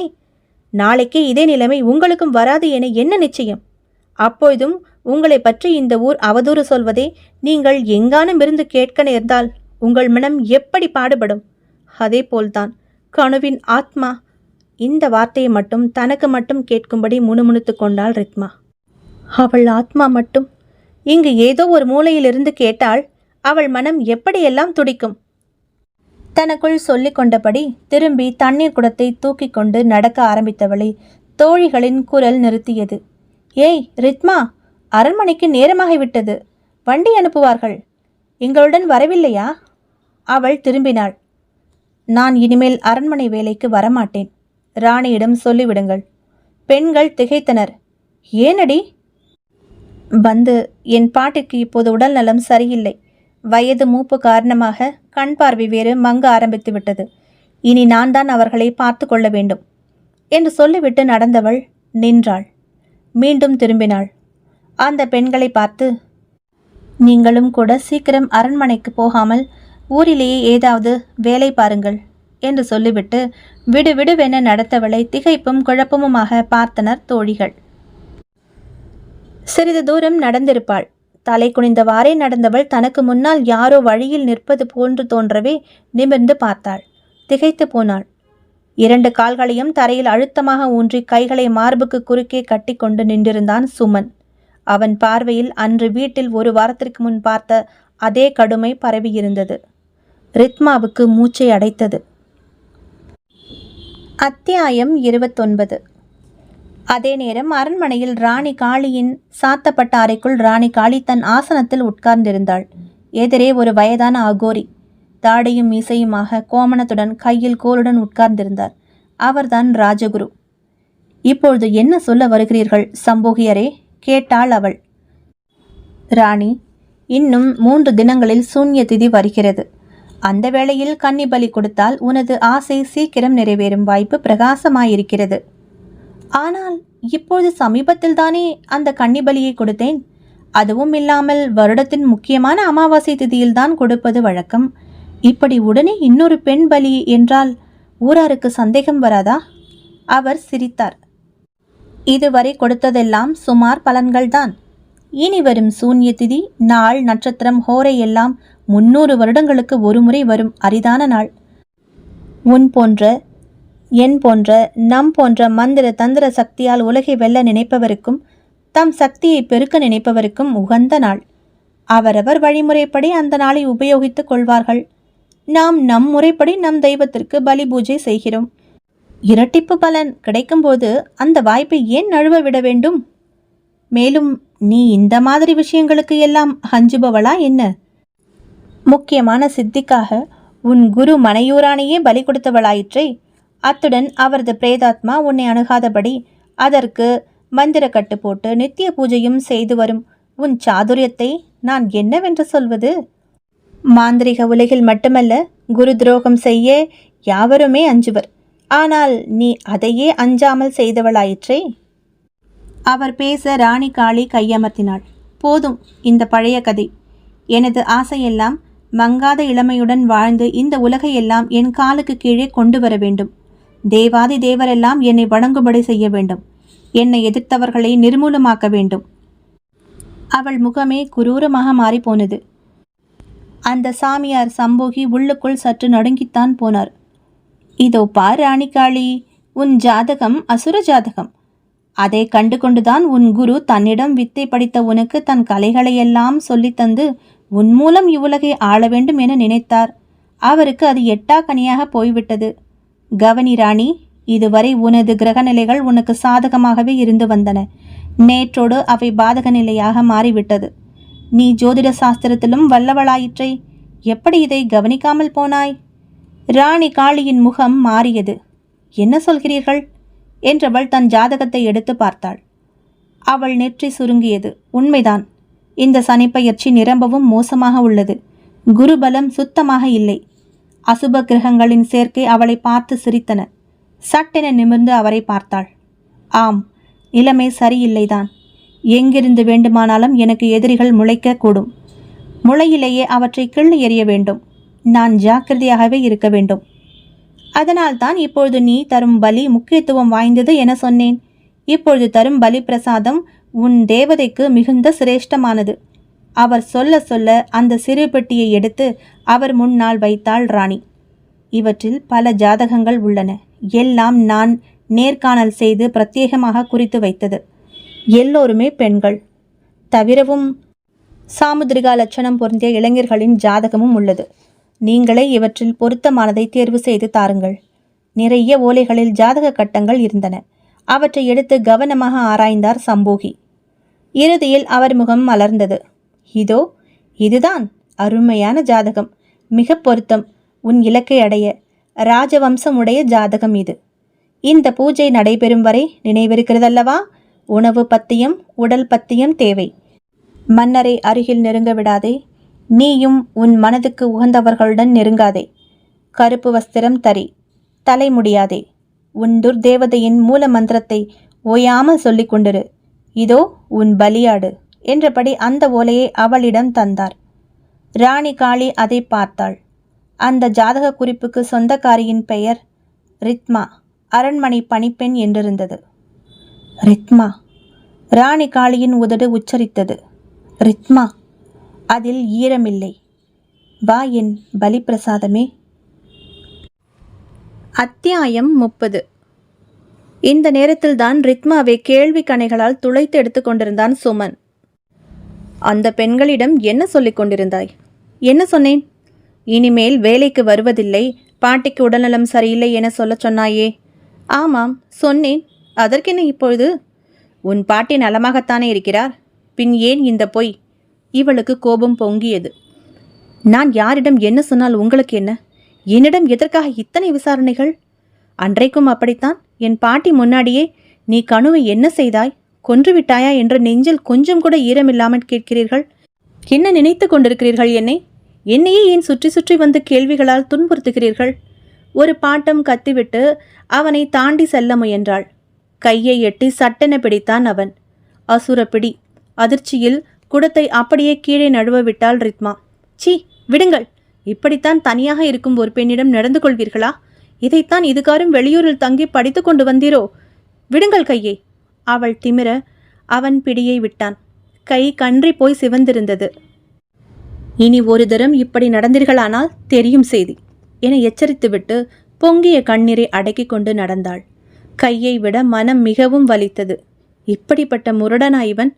அன்பாக ஒரு வார்த்தை கூட பேச தெரியாது இவனை போய் நான்... வெளியேற துடித்த கண்ணீரை அப்படியே உள்ளிழுத்து கொண்டு நடந்த அவளை அடுத்து அவன் கேட்ட கேள்வி அப்படியே சினம் கொள்ள வைத்தது. ஏன், என்னை என்ன செய்து விடுவாய்? உன் காதலனிடம் சொல்லி திரிகுடமலையிலிருந்து தூக்கி எறிந்து விடுவாயோ? திரும்பினாள் ரித்மா. கோபத்தில் மூச்சிறைத்தது. காதலனா? எனக்கா? என்ன உளறுகிறீர்கள்? பல்லை கடித்து கொண்டு கேட்டாள். அவன் சலனமே இல்லாமல் சொன்னான். ஆம், உன் காதலனேதான். அவனை பார்த்து குலாவத்தானே அந்த நடுநிசையில் அன்று காட்டுக்கு வந்திருந்தாய். ரித்மாவுக்கு சப்த நாடியும் ஒடுங்கிவிட்டது. இவனுக்கு எப்படி தெரிந்தது? சொல், அன்று காட்டுக்குள் உனக்கு என்ன வேலை? யாரை சந்திக்க சென்றிருந்தாய்? உன் காதலனை பார்க்கவா அல்லது என் தங்கை கணுவை அவள் காதலனுடன் அனுப்பி வைக்கவா? எல்லாம் செய்துவிட்டு ஒன்றுமே தெரியாதது போல் நாடகம் வேறு ஆடுகிறாயே. ச்சே, இந்த பெண்கள் இருக்கிறார்களே, நிரம்பவும் மோசமானவர்கள். அவர்கள் மேல் நம்பிக்கை வைப்பது நமக்கு நாமே சூனியம் வைத்துக் கொள்வதற்கு சமம். சொல்லடி, ஏன் அன்று காட்டிற்கு வந்தாய்? அதுவும் ஆண்களே வர அஞ்சும் அமாவாசை நள்ளிரவில். நீங்கள் வேறு யாரையோ இருட்டில் பார்த்துவிட்டு நான் என்று நினைக்கிறீர்கள் போல. அதெல்லாம் ஒன்றும் இல்லை. நான் எங்கும் வெளியில் செல்லவில்லை. நான் கிளம்புகிறேன் என நகர முயன்றவளை கோபத்துடன் பிடித்து இழுத்து ஓங்கி கன்னத்தில் விட்டான் ஒரு அறை. பொறி கலங்கி போனது ரித்மாவுக்கு. இவன் அரைந்த வேகத்தில் 2-3 தடவை சுற்றி போய் தொப்பென தரையில் விழுந்தாள். உதட்டோரம் ரத்தம் எட்டி பார்த்தது. மிரண்டு போய் பார்த்த அவள் தலைமுடியை கொத்தாக அப்படியே அள்ளி தூக்கினான் சுமன். வலியில் துடித்தாள் ரித்மா. எவ்வளவு நெஞ்செழுத்தம் இருந்தால் என்னிடமே போய் சொல்லுவாய்? காட்டில் தறி கெட்டு ஓடி வந்து கொண்டிருந்த உன்னை நிறுத்தி என் குதிரையில் உட்கார்த்தி வைத்து உன் வீட்டில் பத்திரமாக சேர்த்தவனே நான் தான். என்னிடமே நான் எங்கும் போகவில்லை என பொய் சொல்கிறாயா? ரித்மாவின் கண்கள் விரிந்தன. என்ன, நீங்களா என்னை வீட்டிற்கு அழைத்து வந்தீர்கள்? பின்னே, நீ தேவதை அப்படியே சிறகு முளைத்து பறந்து வீட்டுக்கு வந்து சேர்ந்தாயோ? பக்கத்து ஊரில் இருந்து வரும் வழியில் நான் தானடி பைத்தியக்காரி மாதிரி மிரண்டு விழித்து கொண்டிருந்த உன்னை பார்த்து பதறிப்போய் உன் பாட்டியிடம் ஒப்படைத்து விட்டு வந்தேன். பாட்டி? அவர்கள் என்னிடம் ஒன்றுமே சொல்லவில்லையே. அவர்களிடம்தான் ஒன்றும் பயமில்லை, எதையோ பார்த்து மிரண்டு போயிருப்பாள் போல. நாளை காலை நான் வந்து விசாரித்துக் கொள்கிறேன். நீங்கள் எதுவும் அவளை கேட்க வேண்டாம் என சொல்லிவிட்டு வந்தேன். மறுநாள் பார்த்தால் வீட்டில் தூங்கிக் கொண்டிருந்த என் தங்கையை காணவில்லை.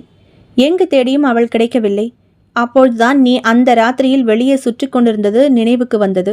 சரி, உனக்கு அவள் காணாமல் போனது பற்றி ஏதாவது தெரியுமா என கேட்க வந்தால் அம்மணி நல்ல குளிர்ஜுரம் வந்து பிணாத்தி கொண்டிருந்தாய்.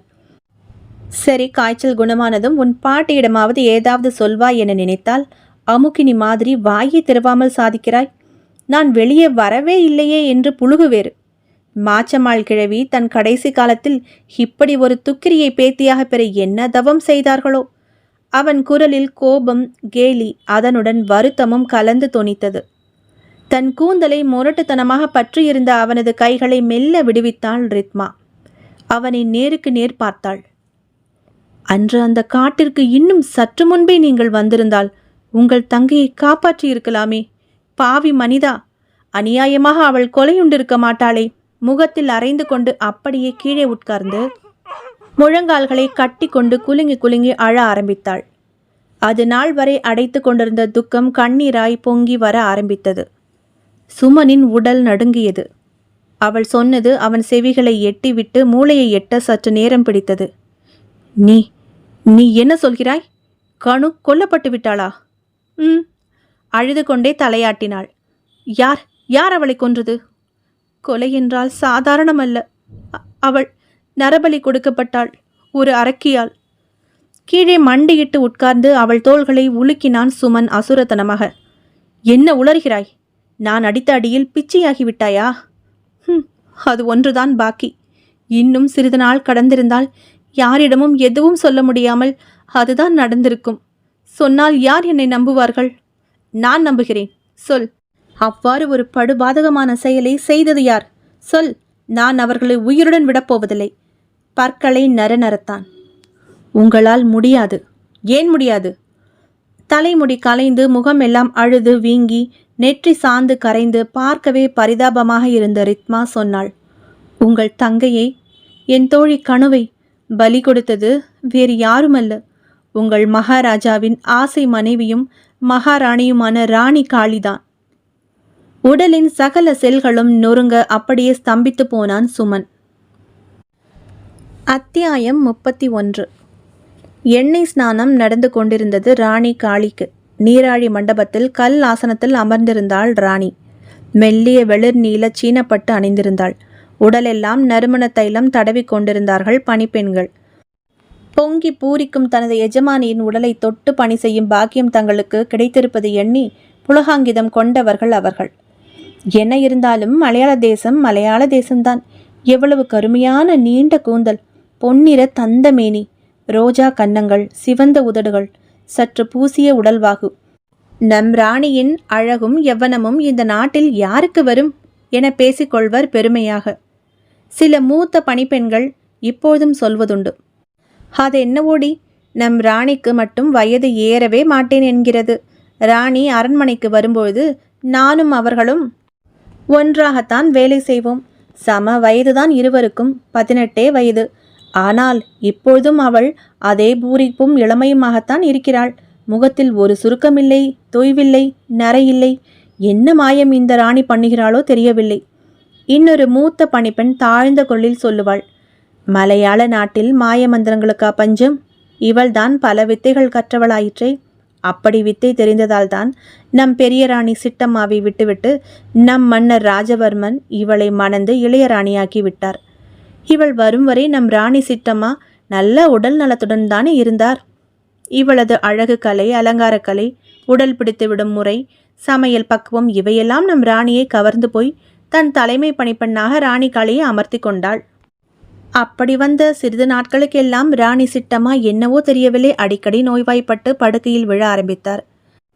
இவளும் ராத்திரி பகல் கண் விழித்து பெரிய ராணியை கண்ணும் கருத்துமாக பார்த்து கொண்டாள்.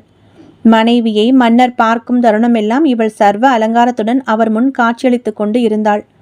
பிறகு என்ன நடந்ததோ ஏது நடந்ததோ, ஒரே இரவில் ராணி காளியை தான் மணந்து கொள்வதாக அறிவித்து விட்டார். இந்த கொடுமைகள் எல்லாம் தாழ முடியாமல் நம் ராணி சிட்டம்மா நோய் முற்று இறந்து விட்டார். இளவரசி பிறகு என்ன ஆனார் என்று கூட தெரியவில்லை. மாயமாய் மறைந்து விட்டார். மன்னரும் அதை பற்றி கவலைப்பட்டதாக தெரியவில்லை. இந்த 12 வருடங்களாக இவள் வைத்ததுதான் சட்டம் இந்த நாட்டில். இப்படியாக போகும் இவர்களது பேச்சு. ராணி காளி தன் பாதங்களுக்கு தைலம் வைத்து நீவி கொண்டிருந்த தலைமை பணிப்பெண்ணை பார்த்து கேட்டாள், ஆமாம், எங்கே ரித்மா என்னும் அந்த புது பெண்? அவளை வெகு நாட்களாக காணவில்லையே. மெல்ல விசாரித்தாள். மன்னிக்க வேண்டும் ராணி, இப்பொழுதுதான் தாங்கள் ஓய்வாக இருந்தீர்கள், அதனால்தான் சொல்லலாம் என நினைத்தேன். அந்த பெண் இனி வரமாட்டாளாம், தங்களிடம் தெரிவித்து விடச் சொன்னாள். ராணியின் முகம் இருண்டது. ஏன் வரமாட்டாளாம்? அவளது பாட்டி வயதானவள். இப்பொழுதெல்லாம் கண் பார்வை மங்க துவங்கிவிட்டதாம். இவள்தான் பக்கத்திலிருந்து பார்த்து கொள்ள வேண்டுமாம். அதனால் தன்னால் வர இயலாது என சொல்லி அனுப்பியிருக்கிறாள் தன் தோழியரிடம். சடாரென எழுந்தாள் ராணி காளி. அனைவரும் பதைத்தனர். என்ன ஒரு அதிக பிரசங்கித்தனம், மரியாதை கெட்ட தன்மை! அவளை நேர்காணல் செய்து நான் அல்லவோ பணிக்கு அமர்த்தினேன். தான் பணியிலிருந்து நிற்கப் போவதாக அவள் நேரடியாக என்னிடமல்லவா தெரிவித்திருக்க வேண்டும். உருமினாள். அந்த மூத்த பணிப்பெண் அடுத்தவள் காதில் மெல்ல கூறினாள், ஒரு வேலைக்கார ராணிக்கு வேலைக்காரியிடம்தான் சொல்லி அனுப்புவார்கள். இவளுக்கு அந்த மரியாதை போதும் என அந்த புதுப்பெண் நினைத்து கொண்டாள் போலும். சரிதான். இவள் சிரித்தாள். ராணி காளி கோபத்துடன் திரும்பினாள். என்னடி சிரிப்பு? வேலைக்கார நாய்களா? தொலைத்து விடுவேன், ஜாக்கிரதை என்றதும் அவர்கள் முகம் பேயறைந்தது போலானது. இதோ கேள், அந்த திமிர் பிடித்த ரித்மாவை எங்கிருந்தாலும் பிடித்து இழுத்து வாருங்கள். இது என் உத்தரவு. அடுத்த நொடி 2 காவலர்கள் குதிரையில் ஏறி ரித்மாவின் வீட்டை நோக்கி பறந்தனர். அத்தியாயம் 32. கணு பலி கொடுக்கப்பட்ட இடத்தில் அவளது ரத்தம் சிந்தி இருப்பது புற்களின் நிறமாற்றத்தில் தெரிந்தது. அங்கங்கே காய்ந்த செவ்வரளி பூக்கள், சில காட்டுப்பூக்கள், சில இடங்களில் சதை துணுக்குகளை எறும்புகள் மொய்த்து கொண்டிருந்தது. சுமனின் கண்களில் கண்ணீர் நிற்காமல் வழிந்து கொண்டிருந்தது. இடத்தை மட்டும் சுட்டி காட்டிவிட்டு ஒரு மரத்தின் அடியில் சாய்ந்து நின்று கொண்டாள் ரித்மா. அவள் கண்களும் கண்ணீரை சிந்திக் கொண்டிருந்தன. சற்று தள்ளி ஒரு மேடு தென்பட்டது. வேகமாக சென்று அதை தோண்டினான். தன் வாளால் மண்ணை நெம்பி இளக செய்தான். மழை பெய்திருந்ததால் ஈரமண் இலகுவாக வந்தது. பரபரவென மண்ணை தோண்ட 2 அடி ஆழத்திலேயே அழுக ஆரம்பித்திருந்த நிலையில் கணுவின் உடல் பார்வைக்கு கிடைத்தது. தலை உடலுடன் பொருத்தி வைக்கப்பட்ட நிலையில் அதை நோக்கி ஓடி வந்து பார்த்தவள் கண்களை மூடிக்கொண்டவாறே மயங்கி விழுந்தாள். சுமன் அந்த பள்ளத்தை மீண்டும் மண் கொண்டு மூடினான். அதற்கு முன் சில மல்லிகை கொடியிலிருந்த மலர்களை கொய்து அவளது உடலின் மேல் தூவினான். கைப்பிடி மண்ணை எடுத்து அவள் உடல் மேல் போட்டான். துக்கம் பொங்கிக் கொண்டு வந்தது. ஆத்திரமும் ஆவேசமும் போட்டி போட்டுக்கொண்டு எழும்பியது மனதில். மண்ணை போட்டு மூடி சமமாக்கிவிட்டு மயங்கியிருந்த ரித்மாவின் மேல் அருகிலிருந்த ஆற்றிலிருந்து நீர் கொண்டு வந்து அவள் முகத்தில் தெளித்தான். மயக்கம் தெளிந்த அவள் பயந்து மிரண்டு அவனை கட்டி கொண்டு கதற ஆரம்பித்தாள். அவளை ஆசுவாசப்படுத்தினான். இதை பார்த்துவிட்டுத்தான் அன்று அப்படி தலை தெறிக்க ஓடி வந்தாயா? மெதுவான குரலில் கேட்டான் அவன். ஆம், தலையசைத்தாள். கணு எழுந்து போவதை தான் பார்த்து பின்தொடர ஆரம்பித்ததிலிருந்து எல்லாம் ஒன்று விடாமல் சொல்லி முடித்தாள் தேம்பிய குரலில். சுமனின் கண்ண சதைகள் துடித்தன. அவளை வசியம் செய்து பலி கொடுக்கும் இடத்துக்கு வரவழைத்திருக்கின்றனர். ஆனால் நீ பார்த்தது நமது ராணியைத்தானா? நன்றாக தெரியுமா? ரித்மா விரக்தியாய் சிரித்தாள். அவளது முகம் எனக்கு எப்படி மறக்க முடியும்? கடந்த 1 வார காலமாக அனுதினமும் அவள் முகத்தைத்தானே ஆச்சரியம் ததும்ப பார்த்து கொண்டிருப்பேன். இவள் எவ்வளவு அழகு என்று. ஆனால் அப்படி ஒரு சுந்தர முகத்திற்குள் இப்படி ஒரு கொடூர பிசாசு ஒளிந்திருப்பாள் என்று கனவிலும் கருதவில்லை நான். யாரிடம் இதை சொல்வது? சொன்னால் நம்ப போவது யார்?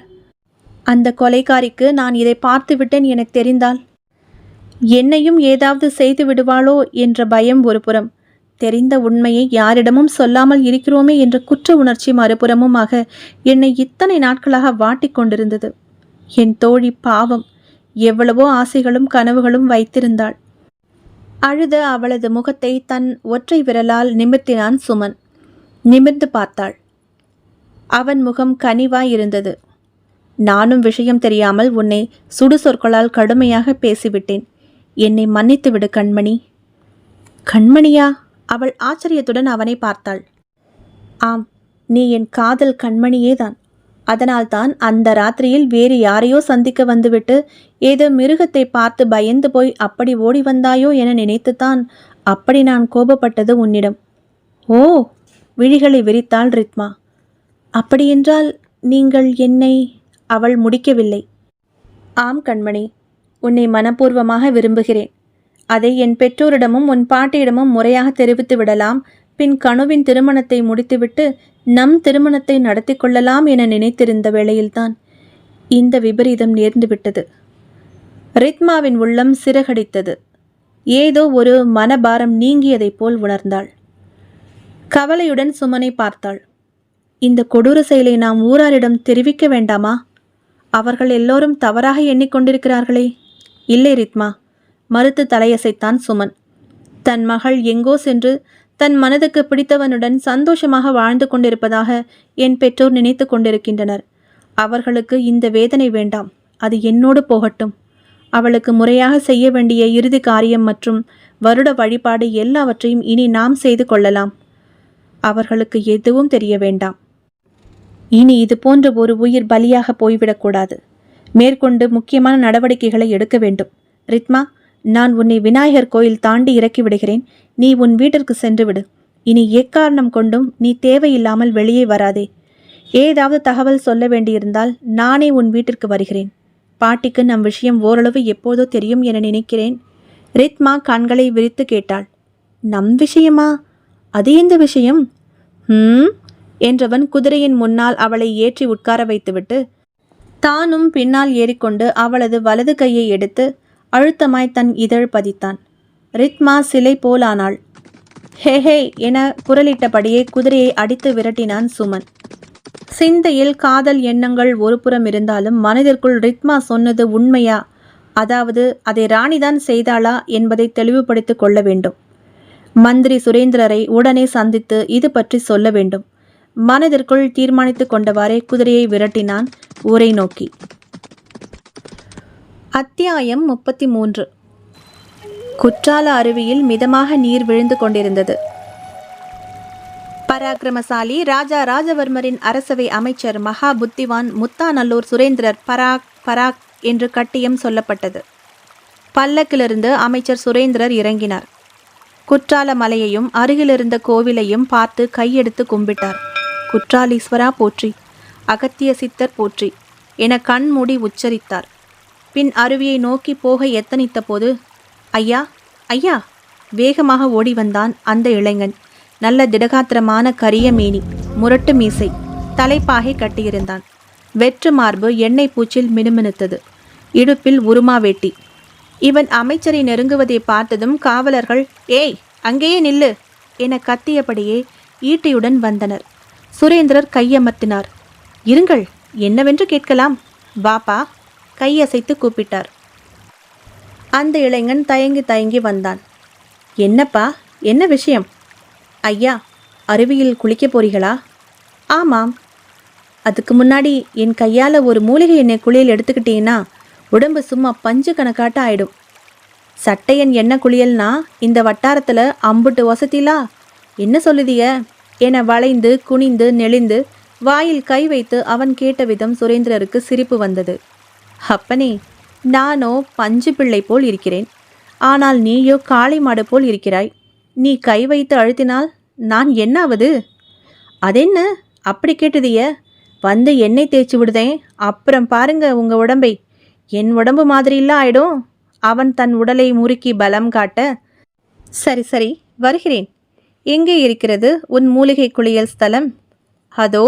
அவன் கை நீட்டினான். ஓரிடத்தில் ஓலை குடிசை வேயப்பட்டிருந்தது.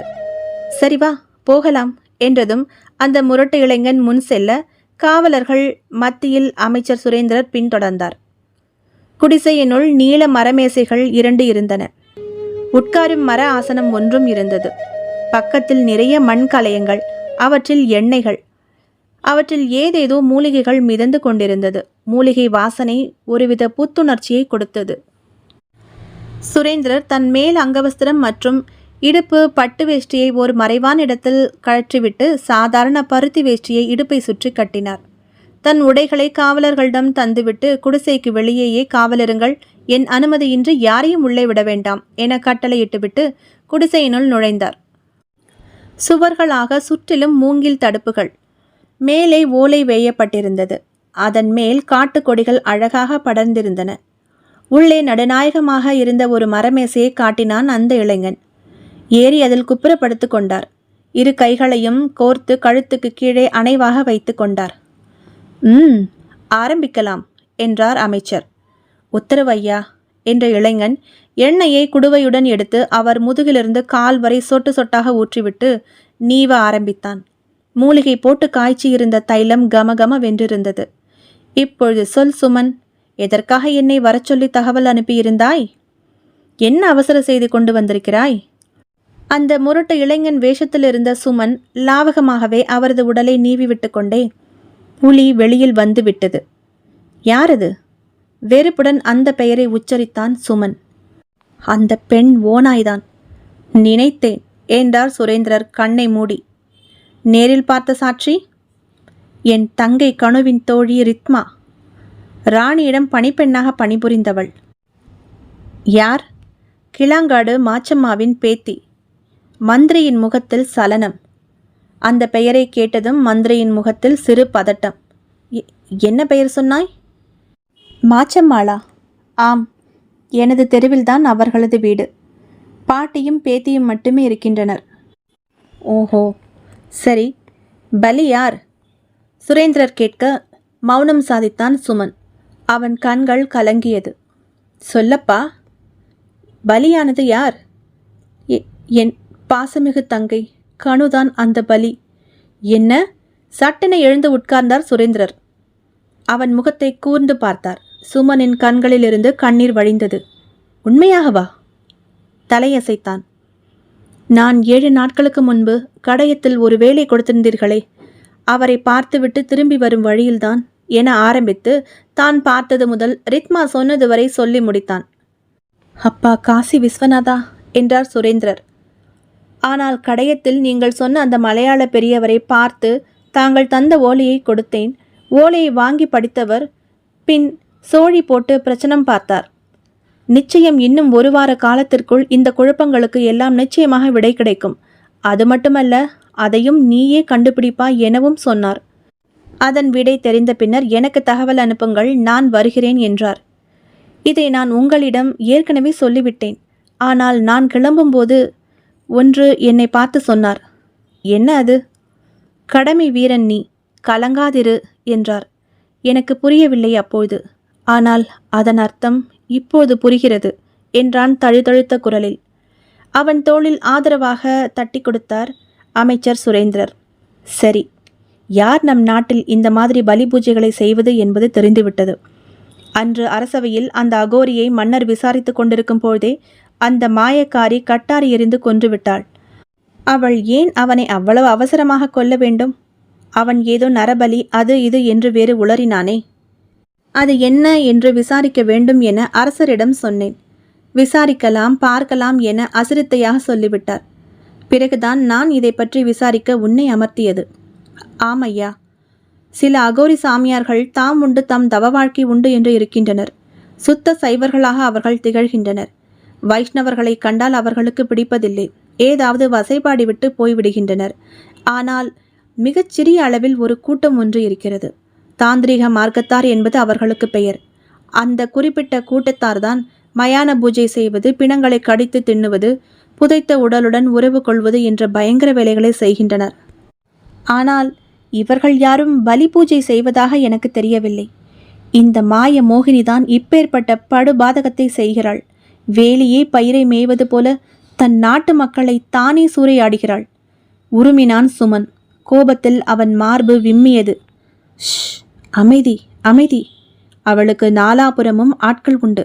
காற்றுக்கும் அவள் காதுகள் உண்டு, கண்களும் உண்டு. சரி, கடையத்தில் அந்த மாந்திரிக பெரியவரை வரச் சொல்லி ஓலை தருகிறேன். நீயே அதை சேர்ப்பித்து விடு. ஒரு விஷயம், மாச்சம்மாளின் பேத்தி ரித்மாவை ராணி அறிந்து கொண்டாளா? இல்லை ஐயா, அப்படி தெரியவில்லை. சரி, இனி அந்த பெண்ணை அரண்மனைக்கு செல்ல வேண்டாம் என சொல்லிவிடு. அவளே அந்த முடிவில்தான் இருக்கிறாள். நல்லது. இவ்வளவு பேச்சுக்களும் எண்ணெய் குளியலினுடனே நடந்தது. வெளியிலிருந்து பார்ப்பவர்களுக்கு சுமன் அவரிடம் கதை அளந்து கொண்டிருக்கிறான், அவரும் சிரித்து கொண்டிருக்கிறார் என்றுதான் நினைத்து கொள்வார்கள். அவர்களது அங்கமொழி அப்படித்தான் இருந்தது. அமைச்சர் சுரேந்திரர் அருவிக்கரைக்கு குளிக்க கிளம்பிவிட்டார். எண்ணெய் மினுக்கும் உடலுடன் ஒட்டியும் ஒட்டாமலும் தபதபவென குற்றால அருவி அவர் மேல் மோதி விழுந்தது. இந்த சுமன் நல்ல வேலைக்காரன். அசல் எண்ணெய் குளியல் தருபவனை போல் அல்லவா இருந்தது அவன் செய்தது. சொன்னது போலவே எண்ணெய் குளியலுக்கு பிறகு அருவி நீரில் குளித்ததும் உடல் பஞ்சு போல் ஆனது. இங்கிருந்தபடியே குடிசையை பார்த்தார். வேறு ஒருவருக்கு அவன் உடல் நீவி விடுவது தெரிந்தது. சிரித்து கொண்டார். அதே நேரம் ரித்மாவின் குடிசையில் களைபரமாகிக் கொண்டிருந்தது. சுமன் தந்த முத்த குறுகுறுப்பின் மயக்கத்தில் வந்து கொண்டிருந்த ரித்மா டக்கென நின்றாள். அவள் குடிசை வாசலில் ஒரு பல்லக்கு காத்திருந்தது. 2 குதிரை வீரர்கள் வெளியில் நின்றிருந்தனர். வாசற்படி அருகே பாட்டி மாச்சம்மா கவலை தோய்ந்த முகத்துடன் உட்கார்ந்திருந்தாள். ரித்மா கேள்வியுடன் காவல் வீரர்களை பார்த்தாள். எதற்காக இங்கே நிற்கிறீர்கள்? நீங்கள்தான் ரித்மாவா? ஆமாம், உங்களை அழைத்து வரச் சொல்லி மகாராணியார் உத்தரவு. பக் என்றிருந்தது ரித்மாவுக்கு. மகாராணியா? ஐயோ, உண்மை தெரிந்து விட்டதா? என்னை எதற்கு அழைத்து வரச் சொல்லி இருக்கிறாள்? அடுத்த பலி நானா? அப்படியே செயலற்று போய் நின்றாள் ரித்மா.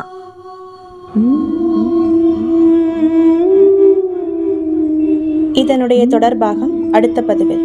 நன்றி, வணக்கம்.